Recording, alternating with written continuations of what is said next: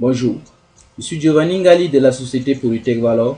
Nous allons voir ensemble comment vous pouvez réduire vos coûts, accélérer vos processus et mieux sécuriser vos documents grâce à la signature électronique des documents. Nous verrons également plusieurs autres avantages et nous en ferons une démonstration. Nous allons procéder selon les étapes suivantes. Une présentation du concept de la signature électronique, une présentation des avantages, une démonstration et enfin une conclusion. Comme présentation, la signature électronique des documents est la transposition de la signature manuscrite des documents dans le monde numérique. La signature électronique des documents n'est pas la signature manuelle scannée, car cette dernière est falsifiable. La signature électronique est ce qui rend le document électronique infalsifiable. Pour prendre de l'argent à un distributeur de banque, il faut une carte bancaire et un mot de passe ou code secret. De même, pour signer électroniquement nos documents, il faut une carte électronique appelée certificat et un mot de passe permettant de l'utiliser pour signer. Voici une petite comparaison que nous avions réalisée sur la signature manuscrite et la signature électronique.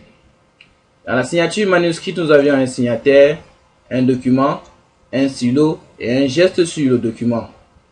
Dans la signature électronique, nous avions un signataire, des documents bien spécifiques, un outil de signature, un certificat et un code secret.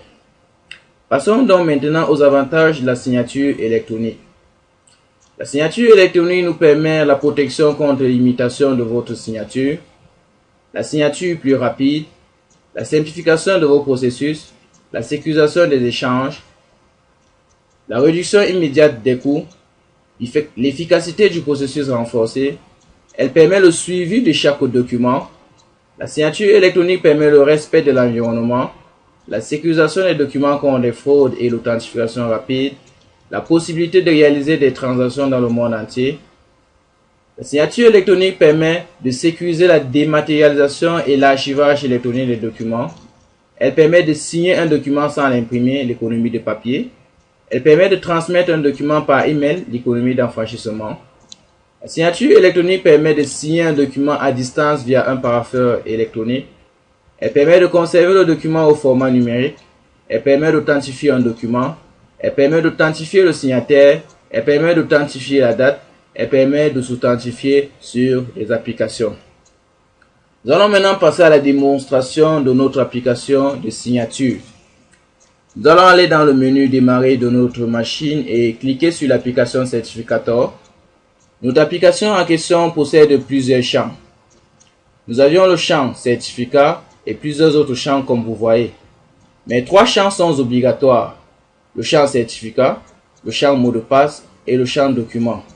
Les autres champs raison, logo, pays et ville sont des champs facultatifs. Nous allons pour cette démonstration signer le document guide de bonne pratique. Nous allons nous rendre d'abord dans le répertoire où se trouve notre document pour essayer de voir quelles sont les fonctionnalités de notre document. Nous constatons que notre document n'a pas de panneau de signature, ni en bas aucune information qui prouve que notre document est signé. Nous refermons notre document et revenons à l'application de signature. Nous allons donc maintenant charger notre certificat électronique. Nous allons nous rendre où se trouve notre certificat et pouvoir charger notre certificat, saisir notre mot de passe, charger notre document, guide de bonne pratique,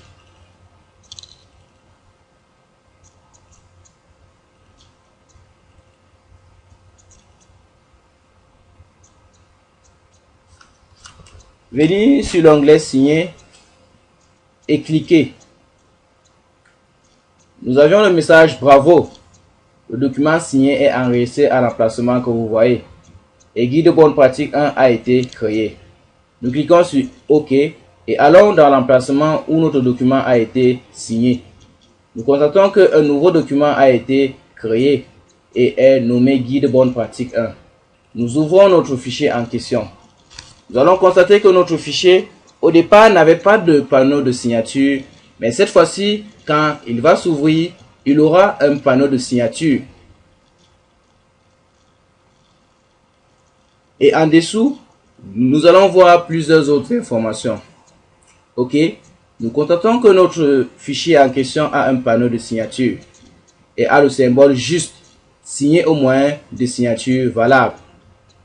Et si nous allons à la fin de notre document, nous allons constater que notre document a le symbole juste et certaines informations sur le signataire. Nous allons donc visualiser nettement ces informations. Nous allons zoomer sur ces informations pour voir plus les informations sur le signataire. Ok, nous constatons que notre document est signé et la signature est valable, a été signé par le signataire que vous voyez en date du et d'autres informations. Nous pouvions revenir à la taille réelle de notre document. Nous pouvions aller dans au panneau de configuration, au panneau de signature pour visualiser les informations sur le signataire. Vous remarquez que toutes les informations sur le signataire sont introduites et la dernière vérification. Nous avons donc déjà signé notre document et nous connaissons les informations qui prouvent que notre document a été signé. Nous allons donc maintenant modifier notre document pour essayer de vous donner la comparaison entre un document signé et un document qui a été signé et modifié. Nous allons donc aller fermer notre document, rouvrir le même document avec un éditeur de texte pour juste ajouter un espace pour modifier quelque chose dans notre document. À ce niveau-ci, nous allons ajouter un espace, enregistrer avec CTRL S, refermer notre document et rouvrir ce même document.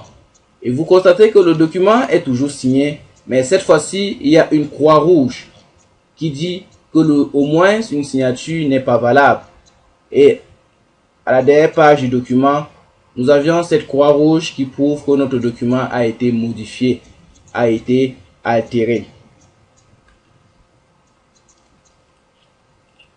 En conclusion, la signature électronique nous permet d'accélérer les processus, mieux sécuriser les documents, la protection contre l'imitation de votre signature, la sécurisation des échanges, la sécurisation des documents contre des fraudes et l'authentification rapide, la signature plus rapide, la simplification de vos processus, la réduction immédiate des coûts, l'efficacité du processus renforcé, le suivi des statuts de chaque document et enfin la sécurisation des documents contre les fraudes et l'authentification rapide.